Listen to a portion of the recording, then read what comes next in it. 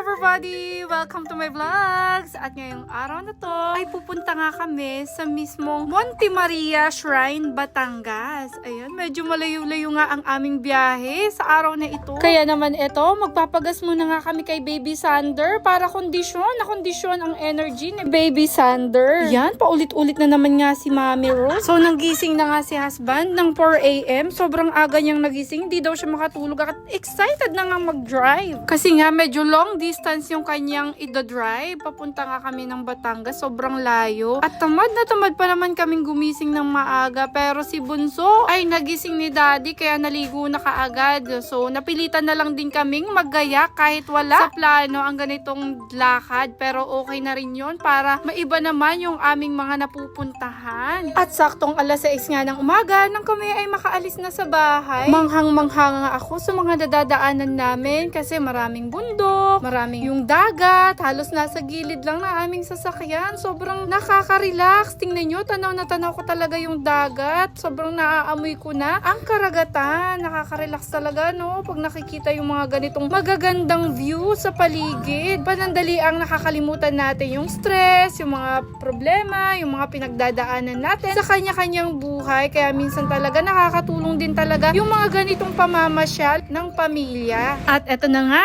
mga around 8 o'clock in the morning na nga kami nung dumating kami dito sa mismong Monte Maria Shrine. Ayan, sobrang haba talaga ng binahe. Nakakapagod. Pero actually, nung mga time na habang nasa biyahe kami, ay nakatulog lang din kami. At ang mga anak ko, nakapagpahinga ng todo si Ate Venice and si Von Mary, tsaka ako syempre. At first time nga lang namin makapunta dito. Kaya eto, nakarating din kami ng safe. Thank you, Lord. Sa mga magtatanong po pala, ang parking fee dito ng mga nakakotse, mga 4 wheels is 50 pesos po. At kapag van naman yung dala nyo is 200 pesos. At yung mga motor naman po is 20 pesos. By the way po, ang parking area is sa baba. So, pero pwede naman pong ihatid muna yung mga family nyo, yung mga kaibigan nyo sa taas kasi may ikutan naman ng sasakyan. Kaya yung inyong driver na lang po ang magsasacrifice na mag-park sa baba, then babalik siya pataas. So, siguro yung walking time niya is aabot ng siguro 5 to 10 minutes. Pero syempre, dadahan-dahan nila kasi pataas siya. Medyo talagang hihingalin talaga pag maglalakad ka, ha? Ano pa kaya kung tatakbuhin? Talagang hingal na hingal. Yung driver naman doon ang magsasacrifice. Kaya thank you sa aming daddy na nag-sacrifice na ihatid kami sa taas, then umikot. Then, siya na lang ang nag-walk pataas. So, thank you, daddy. Sa parking space po pala, sa baba, ay sobrang luwag talaga para sa mga 4 wheels. Kung kayo naman po ay mga nakamotor, sa bandang taas naman po, hiwalay po kasi yung parking lot ng motor. At medyo mapalad nga yung motor kasi medyo nasa taas na siya. So, konting walk na lang doon. And finally, nandito na nga kami sa destination. At kakagising lang ng dalawa. At ito na nga, kailangan ko ng sapatusan itong bunso ko. At si Binis, nakapagsapatos na rin. Sabi ko, let's go na, bumaba na. Kasi ito na nga, napakaganda nga ng view. Ayan si Von Mary. At si Daddy, pagpasensya nyo na yung car namin. Talagang ang daming tumbler at napakakalat ng dalawa kong anak. Sabi ko, paglaki niya, matatapos din ang kaguluhan dyan sa aming sasakyan sa loob. Kitang-kita nyo naman kung paano maglambingan tong dalawa. Minsan nagbo-boxing at nagre-wrestlingan talaga no? Laging ganyan ang aking mga anak. Parang si Tom and Jerry. Laging nag-aaway, mamaya magbabati. And finally, nandito na si Daddy para samahan niya kami dito. At ang unang ginawa namin, ang mag-picture-picture at mag-video-video dito sa gilid ng dagat. Yun ang background namin. Nakaka-relax talaga. At pinagpatuloy nga namin yung pagkuha ng mga pictures para souvenir na rin naman talaga. Para sulit ang pagpunta. Eto na nga, picture doon, picture dito, smile doon, smile dito, paulit-ulit lang. Sabi nga namin ni Daddy ay mag-picture kaming dalawa, kaya lang si Bonse hindi pumapayag na hindi siya kasali. So, lagi siyang kasali. At pinicture nga kami ni Ate Venice. Magaling na rin talaga mag-picture taking si Venice. Sana po wag po kayo mauuma. Ayan sa mga napapanood nyo. At medyo ilang minuto din po itong vlogs namin.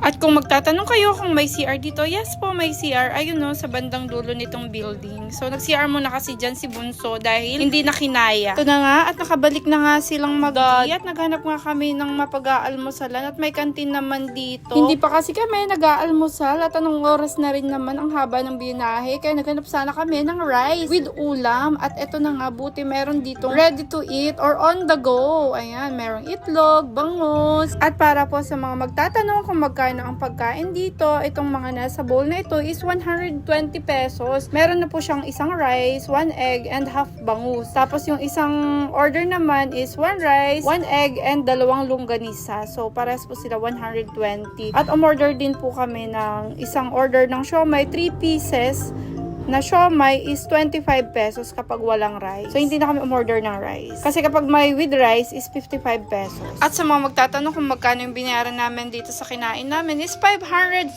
pesos only. So, 4 na rin kaming kumain. So, okay na rin, diba? Sulit. Dahil nakagala pa kami sa ganitong napakagandang view. At ito na nga po, pagkakain namin ay agad-agad bumili na kami ng ticket para makaakyat na nga doon sa tuktok sa 17th floor. And yes, 17th floor po yung parang nakikita yung terrace doon para makita yung buong Batangas, yung buong view at medyo mahaba nga ang pila. Ang dami din po talagang gustong makaakyat doon sa tuktok. By the way, ang ating entrance fee or ticket para makaakyat doon sa tuktok is 150 pesos po for the adults. At para naman po sa mga PWD, students at senior citizens, ito po ay 100 pesos po per head. At para naman po sa mga batang 7 years old and below, ito po ay libre. Kaya si Von Merrick ay libre. So, ang binayaran po namin dahil kami ay adult ni husband. So, 300 pesos at si Ate Venice ay estudyante, 100 pesos. So, equals 400 pesos po yung aming binayaran. Si Von Merrick po ay libre. At dahil nga first time namin at baka medyo matagal pa kaming makabalik, kaya grinab na namin yung opportunity na ma-experience to. Kaya minsan lang naman to. So, eto na nga. Paakyat na kami. Papasok na kami dito sa elevator papuntang 17th floor. Excited na nga dyan yung mga anak ko. At sa mga magtatanong kung ilan ang capacity dito sa elevator na ito ay 10 person po ang capacity pag akyat dyan sa taas. And finally, nandito na nga kami sa tuktok kung saan nakikita lang namin sa social media, sa Facebook at sa ibang mga vloggers. Na-experience na din namin ang napakataas at napakagandang tanawin dito sa tuktok ng ating Monte Maria Shrine. At marami pa nga pong improvement ang ginagawa ng management dito. Tingnan nyo. Pati po yung glass walk, ang dami na rin nakaabang pero hindi pa po siya open sa lahat. So, tuloy-tuloy pa rin po yung kanilang pag-improve. Siguro mababalitaan na lang natin yan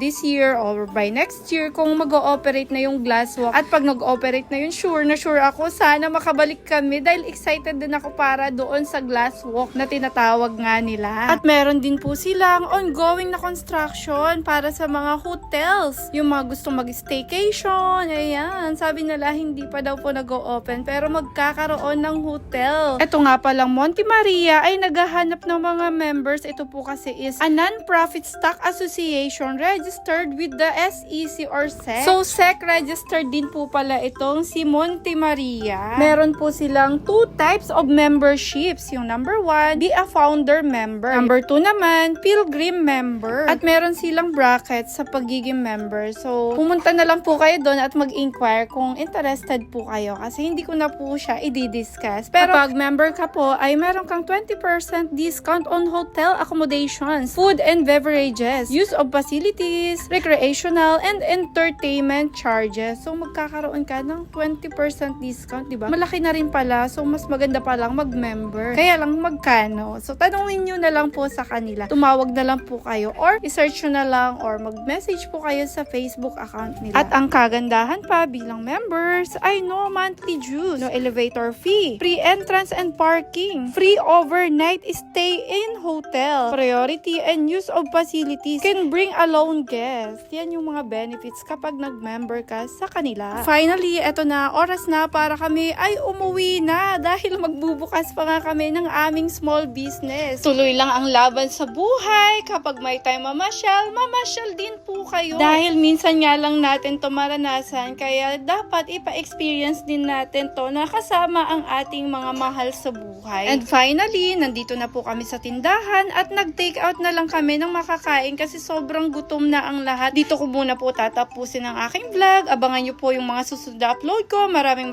salamat. Bye!